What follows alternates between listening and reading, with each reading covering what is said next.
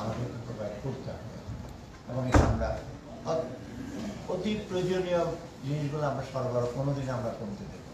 এর মধ্যে চাল একটা, ডালটা একটু টেম্পোরারি, মসুর ডাল, সয়াবিনটা মোর ইম্পর্টেন্ট, তারপরে আপনার অন্যান্য যে জিনিসগুলো আছে সেগুলো আমরা সার, বিশেষ করে আমাদের একটা বড় এই যে বড় আছে বড়ার কিন্তু আমাদের অনেক সারের দরকার। তারপরে আপনার এই জ্বালানি, এলএনজি, আপনি জ্বালানি বন্ধ হয়ে গেলে শুধু আপনি ইলেকট্রিক লাইন জ্বলবে আপনার বাসা, সেটা না, ব্যবসা বাণিজ্যের সব কিছু। এবং ব্যবসা বাণিজ্য করলে তো আমার ব্যবসায় যে আমরা ট্যাক্স নেবো, ভ্যাট নেবো বা এসে নেবো, সেটা তো আরও বড় কনসার্ন। আমার কিন্তু বিগার সাইডটা একটু বেশি দেখতে হয়। আপনার আমাদের সিডি যে ভ্যাট একটু বাড়ালাম, কিন্তু ওইদিকে যে আমার অর্থের ব্যয় যে হচ্ছে, যদি কতটা স্ট্রেস করছে, সেটা তো আমরা বাইরে থেকে এতটা জানবেন না, যেটা ব্যাংকাররা জানবে, ব্যাংক সেন্ট্রাল ব্যাংকাররা জানবে। কোনো খারাপ অবস্থা না। যদি আমরা এই কাউন্টার হিসেবে না নিতাম, বাংলাদেশের অবস্থা কিন্তু একেবারে একটা অকল্পনীয় অবস্থায় চলে যাবে। কোথাকার অর্থ নাই, সব ব্যাংক থেকে অর্থ চলে গেছে। কেন ইমাজিন কোন পৃথিবীতে সেরকম হয়েছে যে ব্যাংকের ডিপোজিটের টাকা সব চলে গেছে। এটা ডাইরেক্টরদের টাকা নিয়ে যায়, দিয়ে যায়, টাকাই তো গেল। তো এই টাকাগুলো আমরা দিচ্ছি, বাইরে দিচ্ছি, এখন আমরা সাথে কথা বলেছি কীভাবে স্পেশাল ফান্ড করে সিএসএমইকে দেওয়া যায়, অন্যদের দেওয়া যায়, সাথে সাথে আমরা চেষ্টা করছি অন্য কারণটা হলো আমাদের জানুয়ারি ফেব্রুয়ারি মাসে রোজার সময় আমাদের ক্রাইসিসটা, রোজার সময় কিন্তু আমরা মেজর একটা কথা রাখছি, সেটা কিন্তু ফলটা এপ্রিল মে দিন যাবো। আমরা আজকে এপ্রিল পর্যন্ত, ফেব্রুয়ারি মার্চ এপ্রিল কোনো দিকে পণ্য আমরা শর্ট এসে দেবো না। এই জন্য আজকে চাল, ডাল, সার এবং অত্যাবশ্যক কতগুলো জিনিসপত্র আমরা বলে দিচ্ছি, আমরা ডেইলি কিন্তু দেওয়া হচ্ছে।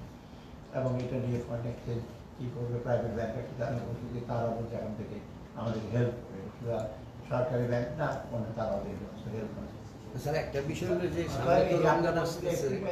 আমরা দেখবো যে জানুয়ারি ফেব্রুয়ারি মার্চ এপ্রিলে এটা যে যেগুলো অ্যাকশনটা নেব, তখন আপনারা কিছুটা হয়তো ইম্প্যাক্ট আসবে।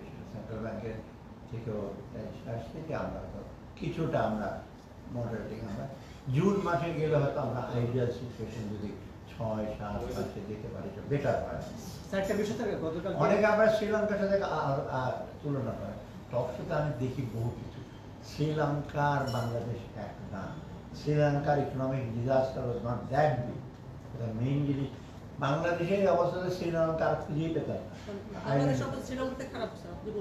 যখন আমরা ইনহেরিট করেছি না, এখন যে ব্যাংকিং অবস্থা, যে অবস্থায় কী করে এখন হয়তো 12টা ব্যাংক ফাংশনালি ইফেক্টিভ, আর বাকিগুলো ব্যাংকে যে 60টা ব্যাংকের মধ্যে বাকিগুলো তো খুঁড়িয়ে করে, এরকম কোনো দেশে হয়েছে কোনো 1/3 ব্যাংক কাজ করে না, এবং 1/3 ব্যাংকের লোকজনের এসে যাও। শ্রীলঙ্কাটা ইজিয়ার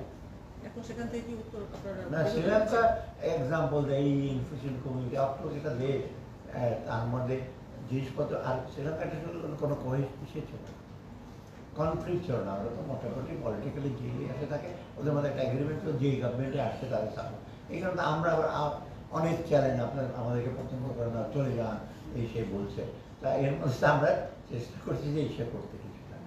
আমাদের ইস্যু হলো, আমি কয়েকদিনের মধ্যে হয়তো আপনি মার্চের দিকে আপনি উইল দ্য রিভাইজ বাজেটের নাম্বারগুলো, তখন স্পেসিফিক আপনারা কতগুলো অ্যাকশন দেবেন। আমি বিশেষ করে আমার মেইন হলো ইকোনমিক ফাইন্যান্সিয়াল সেক্টরে। গতকাল ফল ব্যবসায়ীরা একটা আলটিমেটাম দিয়েছে যে সম্পূরক শুল্ক যদি আপনারা না কমান, তাহলে তারা ফল আমদানি করবেন এবং যেগুলো পোর্টে আছে সেগুলো খালাসও করবেন না। সেটা ওদের ব্যাপার, এটা এখন আমি এই ব্যাপারে এখন কোনো অ্যাকশন। কিন্তু তো সামনে তো রমজান ফলের ব্যবহার বা এই যে খেজুরের হবে, খেজুর তো আমরা আমদানি করছি, খেজুর তো আমরা দিয়ে দিচ্ছি। তো ওই যে কবে দিবে খেজুর অলরেডি বহু আগে ইস্যু করে দেওয়া হচ্ছে, শুরু যেরকম করছে। তাহলে যে আপেল আঙ্গুর যেগুলি বৈদেশিক মানে ফল, মাননীয় উপদেষ্টা, আমরা আমদানি করবে না। গতকাল হচ্ছে শেয়ার বাজারে বিনিয়োগকারীরা একটা সমাবেশ করছে এবং তারা দাবি যে এখন 99% বিনিয়োগকারী লোকসানে রয়েছে এবং নিয়ন্ত্রক সংস্থার এখন যে চেয়ারম্যান রয়েছেন তিনি এনআরবিসি ব্যাংকের যে অর্থ লোপাট হয়েছে সেখানে সহযোগিতা তারা বলো, আমিও জানি তাদের একের পার্সপেক্টিভে বলবে। এবং যারা লস করলে তাদের প্রতি সিস্টেমে ডেফিনেটলি 30-40 টাকা লস করে, কিন্তু সেটা 20 এই নতুন চেয়ারম্যানের কাণ্ড না। ওই যে আগে যাদেরকে দেখেছেন যেসব চেয়ারম্যান যারা যেভাবে টাকা নিয়েছে, সুকুক ব্যান্ডের এসেছে 3,000 কোটি টাকা নিয়ে চলে গেছে। তো এইগুলো করলে তো ওরা তো অনেকে মিউচুয়াল ফান্ডেও এসে করে, কারণ আপনি কি মনে করেন আগে এখন ওখানে ওদেরকে সবাই আমরা চেষ্টা করবো। অর্থাৎ তারা যার যার দিকে দেখবে এবং তাদের স্বার্থে সেটা ডেফিনেটলি তারা স্যার আপনি বলছিলেন স্যার চাঁদাবাজি করছে তিনটা পক্ষ, না আর শেষ চাঁদাবাজি করছে তিনটা পক্ষ, আপনি নিজে